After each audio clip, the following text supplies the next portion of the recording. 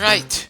Once more into the dungeon. I'm sure we'll stay in there longer this time than the first time, but again, I have no clue why I decided to pull out so fast the previous time.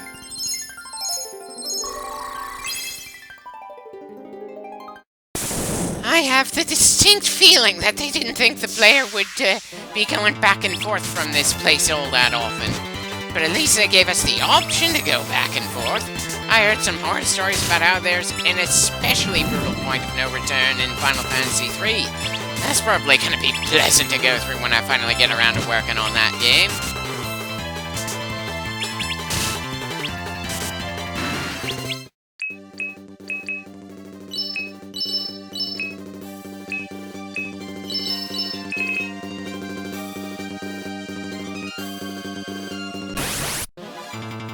I'm sorry, but seeing a sexy lady in a bathing suit and ill-fitting shoulder pads doesn't exactly make me all that scared. Seriously, that is a late-game enemy? We took on dragons, undead dragons, behemoths, and the Lord of Dragons. And now we're fighting fashion models posing with a sword and shield? Excuse me for feeling insulted, sure. Just because she doesn't look all that threatening doesn't mean she's an outright pushover. We've got two badass women on our team, after all, and Rosa has spent a good amount of the game wearing a goddamn bikini-inspired outfit that nobody wants to comment on. Her only form of modesty is the cape she has. Still, Rosa has been a member of the party for a very long time in this game. She's not a random encounter in the final dungeon of the game. I don't care how good the stats might be on the Moon Maidens. They just visually and thematically do not feel like they belong here. But I suppose the enemies in this game's dungeons haven't been all that thematic anyway. They've just popped in out of nowhere for no apparent reason. They are just nameless foes between us and the next bit of story progress, and they don't care if they fit into a given environment or not. Though again, ironically, the sheer number of random encounters are likely to feel more dangerous to us than the actual boss fights that are to come.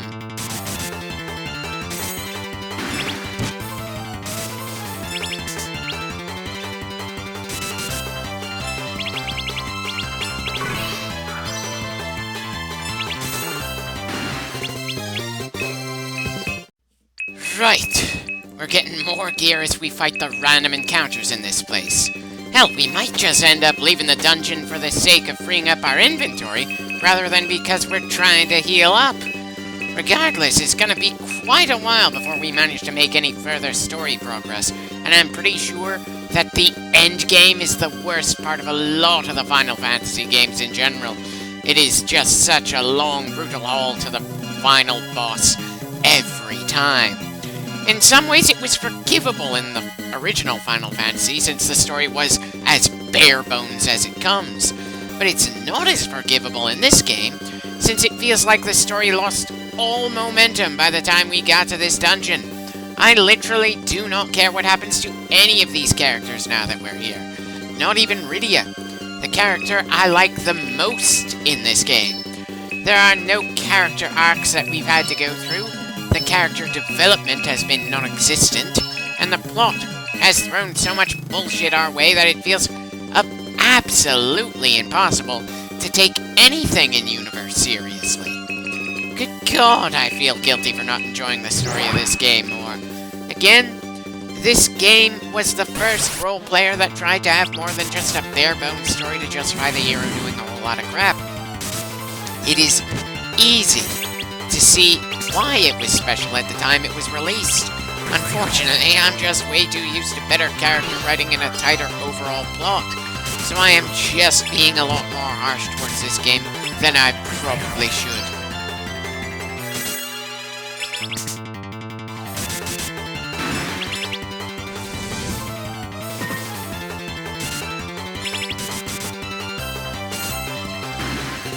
Again, really doesn't feel like earning a lot of money in this stage of the game means much of anything. We are at the point where it feels like the economy is just plain broken.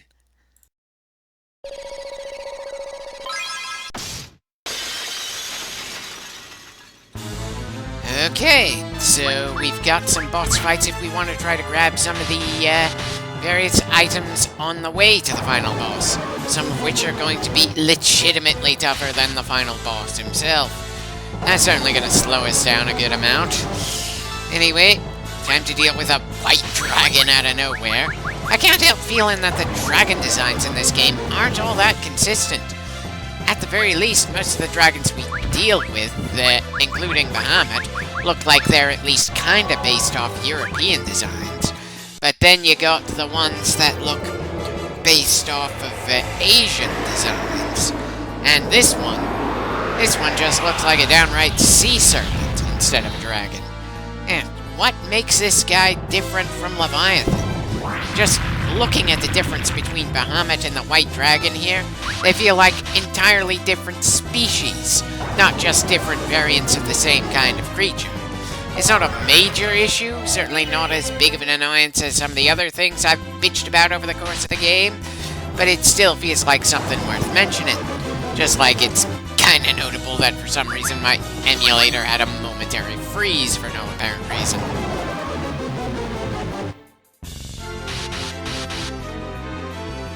Well, the White Dragon certainly does seem to be a fan of slowing us down. Joke's on him, though. We don't have any actual time constraints.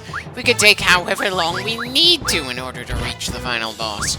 There's no sense of urgency, and no sense that the world will be in any worse shape somehow if we take longer to beat the actual main villain.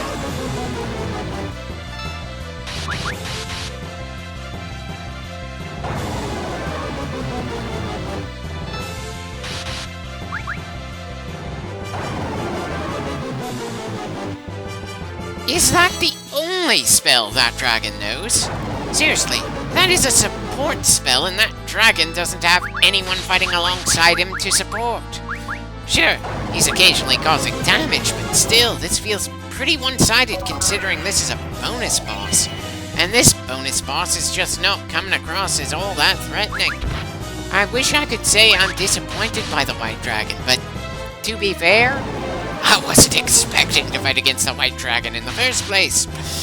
Ah, well, I suppose the dragon is certainly a nice hint that we'll go for any other random weapons and end up in boss fights in the future.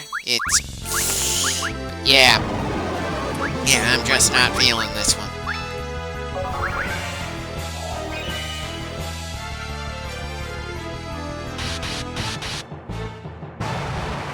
And that does it. The random dragon boss is dead. Okay, so we gained a sword that only Edge can use. Is there going to be a second sword for him since he can hold two? I'm pretty sure there's only going to be one Murasame blade in this game, especially considering it was kind of troublesome to reach. Anyway, this feels like a good amount of progress for now. Time to pull out of the dungeon and save. I'm pretty tempted to end this clip sooner than I normally would in this game, just so I don't have to get a bit more annoyed trying to find the right points to end a given clip, so we can continue from an awkward point in the next bit of raw footage. But then, the sheer length of some of the bits of raw footage left for this game is just obscene. One bit of raw footage is 1 hour and 2 minutes long. Another is 42 minutes. The overall amount of game footage for this game left on my drive is around 3 hours. And oh dear, that is intimidating. Sure, I'm fast forwarding a lot on our way to the ending, so it's probably going to be cut in half. But still, that is a lot more footage to work through, considering how many clips in we are and how utterly tired of this game's story I feel. It's doable, but still. I was really hoping that we were less than 1 hour away from the end of the game. I'm not even sure I'll be able to finish Let's Playing this particular game before the end of the year. Not at the rate I've been able to get at it, or how utterly exhausted I feel dealing with it. Getting to the credits for this game is certainly gonna feel like an achievement. But it's feeling like such a grind that I don't know how long it's gonna take for me to even consider fully recording the 3D remake of this game. Right, so we can't go through some of the little alleyways in this room. Not a big thing, but still, it's a little annoying. And when I'm this fatigued going through a game, even the smallest of annoyances end up feeling bigger than they probably actually are.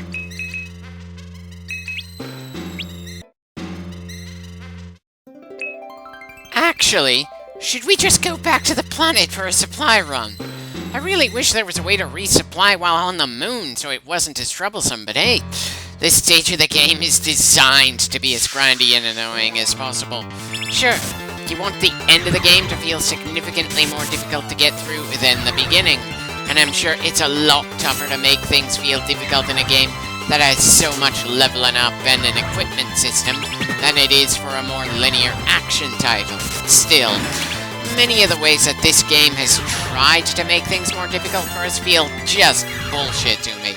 Sending us to dungeons without warning because a story event we didn't know would happen ended up triggering us to go directly to the next dungeon. Ugh. Then there's the puzzle boss that demands we take out specific parts of it in a very specific order or we get instantly killed. Yikes. Then there are so many recurring enemies in this game that do counterattacks of one kind or another. Granted, it could have been a lot worse, and as many complaints as I have with this game, it's still at least something I consider playable, unlike Final Fantasy II.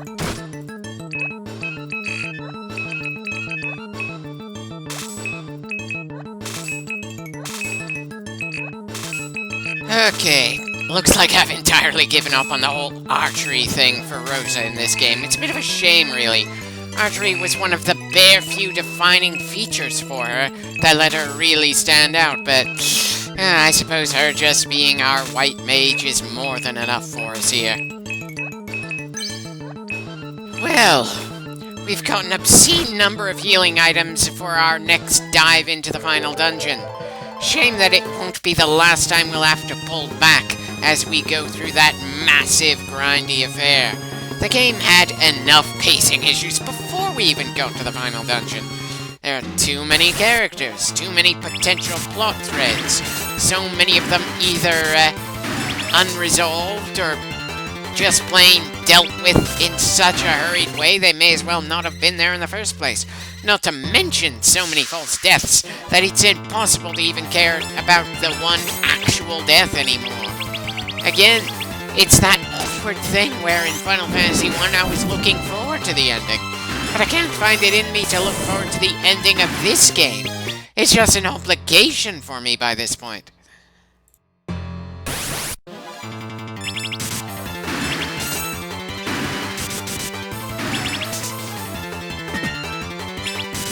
Really funny that even this many clips into the game, I prefer to use physical attacks when such a massive percentage of the cast were magical-focused characters.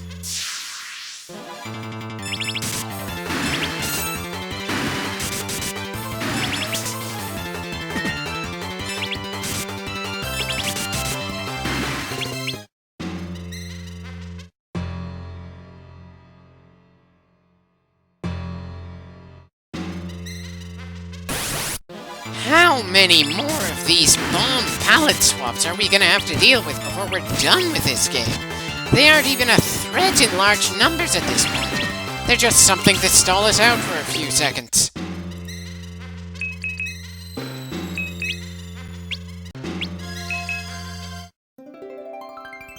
Another bit of healing in this place, and I'm definitely gonna have to cut up this next bit of raw footage a few times to avoid going over half an hour long in a single clip. I'm fairly certain I'm far more annoyed by that than anyone else who's trying to watch this Let's Play, even with my non-existent release schedule. Ah well, do what you can.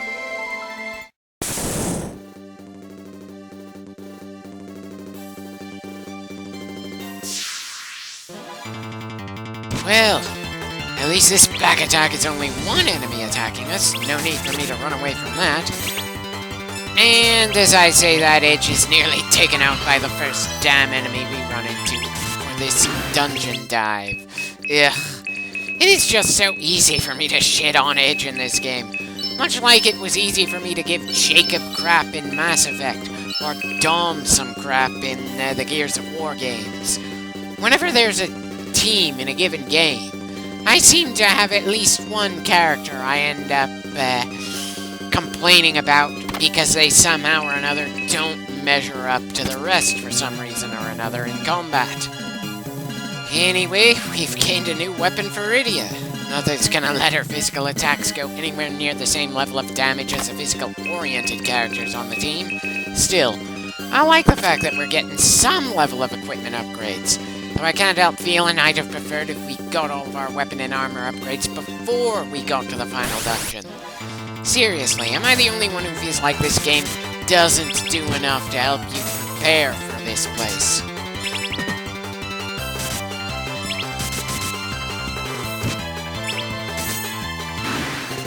Well, that undead dragon certainly didn't manage to do all that much to us. Certainly far less than that lone sorcerer woman. At least I assume that the Dark Sage is supposed to be a woman. I suppose it could be a guy who's willing to show some leg. Dear God. That's a good time that I'm completely zonked this far into the game. I'm trying to reach for anything and everything to potentially talk about.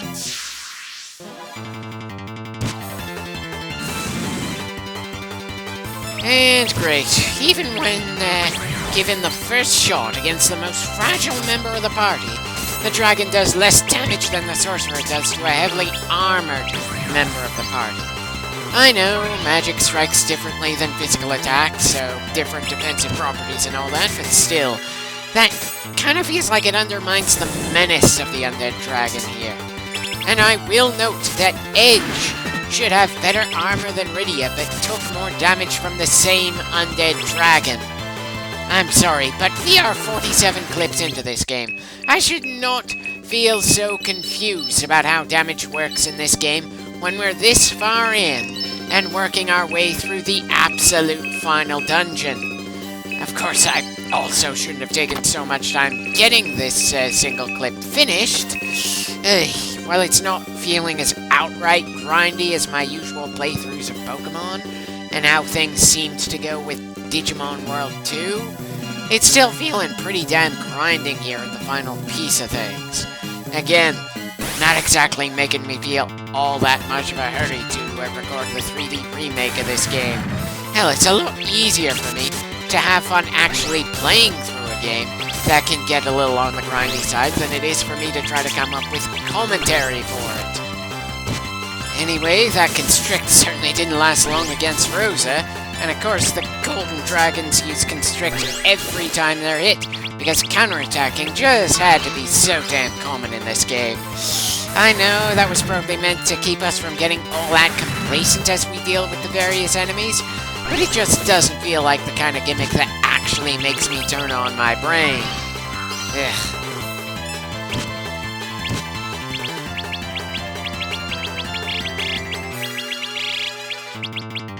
Huh.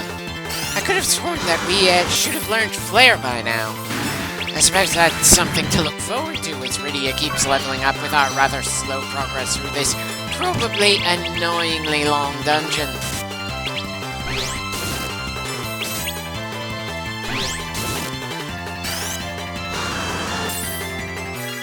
Huh.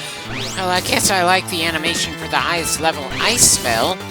It's probably better animation than what the original release had, that's for sure. And I can't help feeling, though, that this game didn't quite manage to do enough to help improve the visuals in some ways, though.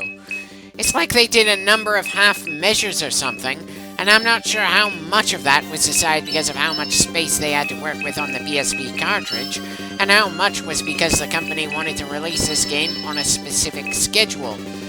Granted, the PSP release was a very respectable 728 megabytes large, and a lot of games on the handheld console tended to land somewhere between 200 to 800 megabytes.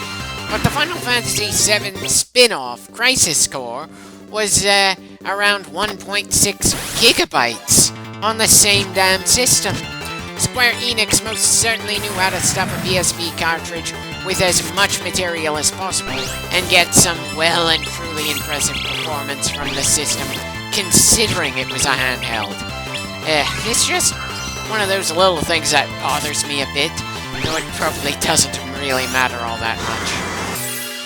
Ah, well, guess we're fighting even more dragons now. That certainly feels more appropriate for the final dungeon of the game than some girl in a bathing suit with a sword and shield.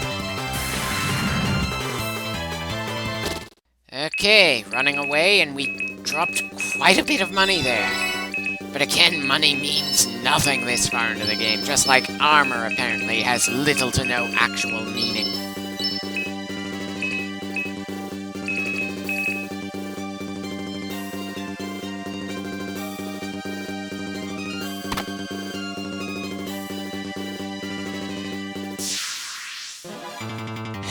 We've certainly been getting hit with quite a few back attacks, that's for sure. I kind of wish there was a way to prevent us from getting attacked from the rear around here.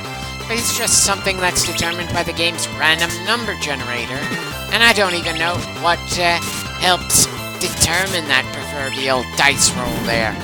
All I know is the results, and it feels like we've been having a lot more back attacks in this dungeon than anywhere else so far in the game. Granted, I suppose my luck could be significantly worse. Still, it's just another thing that's getting on my nerves in a game that as a whole has been getting on my nerves for quite a few clips now. A game that has a story that feels like it lost momentum back in the mid-game. And there's been nothing in the end-game to reinvigorate things as far as I can tell. I know, I keep bitching about it. It's not like it's done anything to add some exciting factors to the mix of this stage of the story, though. Hell, the story barely gave a damn with many of the false deaths that happened across it, and it certainly didn't seem to give a damn when we learned about Golbez being Cecile's brother for some reason. If there were hints of that being the case before the story explicitly said it, as the old man from the moon out of nowhere told us, they were pretty subtle, like the bit where Golbez had a headache and didn't finish off Cecile when he had the chance earlier in the game. A headache that could have easily been the result of Tella sacrificing himself to slam some magical meteors into Golbez's armored face.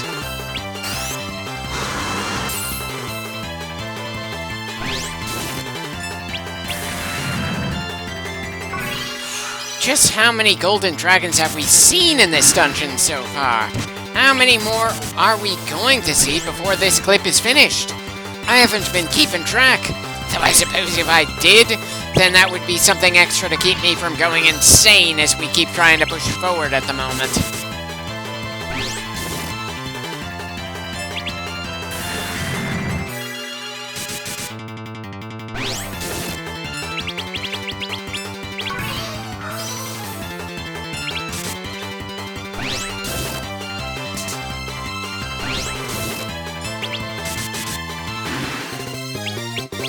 I have the distinct feeling that we're never going to use that Heavenly Wrath there. If anything, we've gotten to the point in the game where we are literally beyond the heavens.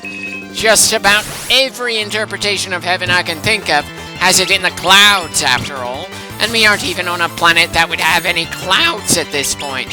We're in a pocket dimension of some kind that was placed on a damn moon.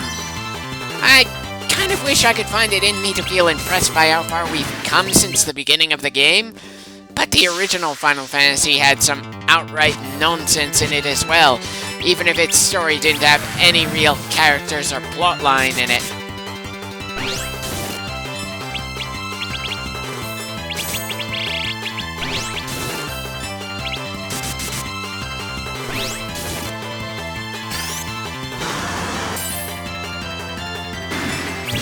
Okay, according to the footage, I'm coming close to a point where I felt I could split things up for a bit.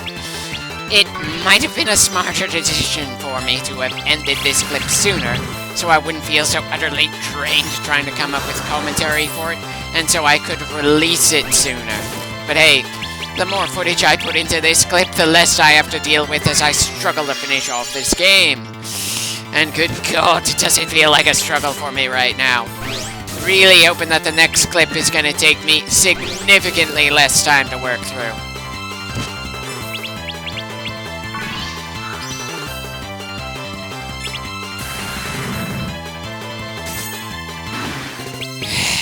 so many experience points, and so few level ups to go with it. And we've still got 3 members of the team who haven't made it to level 50 yet.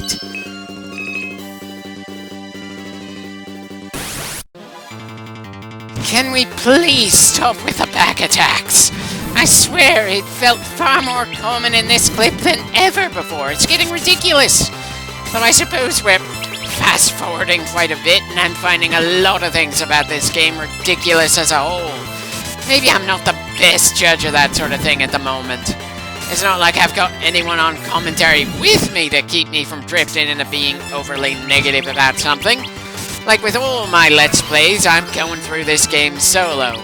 So it is, of course, difficult for me to catch myself getting into an overly negative mindset until I'm already deep into it, and it's a bit of a struggle to climb back out. Still, I hope my annoyances feel justified. Just like I hope that the ending for this clip isn't gonna feel jarringly abrupt.